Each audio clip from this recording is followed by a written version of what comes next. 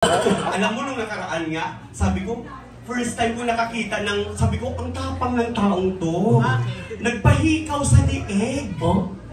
Sabi ko, di ba bibihira sa taong nagpapahikaw sa lieg? Dito, pinutasa? Oo, sabi ko, tangina mo, friend, ang tapang mo. Sabi ko, nagpahikaw ka sa lieg. Tanga, kwintasan, hindi na pala nakita yung ano. yung pendant lang yung nakalitaw.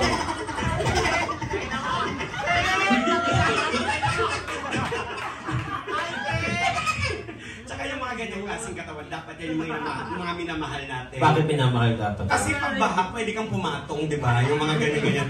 Yung mga ganyan mukha, hindi pwede mag-Puerto Galera yan. Hindi pwede yan, tanga. Mapagkakamalang banana boat yun. Hoy, alam nyo, ano nang ginaganyan to? Masipag to, nag-online selling to. Ay, talaga? Kaya na nag-comment sa kanya yung mga netizen. Anong sabi? Wow, floating market. Ay, Thailander! Oo. Ibig sabihin nun, magaling siya talaga. Ano mga binibenta mo, be? Kasya ka ba sa lens ng camera? Kasi pinutong yun eh.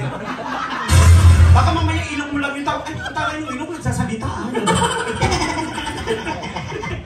Ano ang mga binibenta mo? Lipat, ganun. Ano?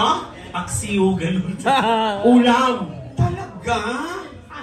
Alam mo yung tatay ko bago namatay, tinanggalan ng paa. Pwede mo bang ipaksiw yan? Ang tagal na doon. Hindi, pre-reserve naman namin kasi mahal namin ang tatay namin. So, Happy Father's Day pala everyone! Sa mga tatay po,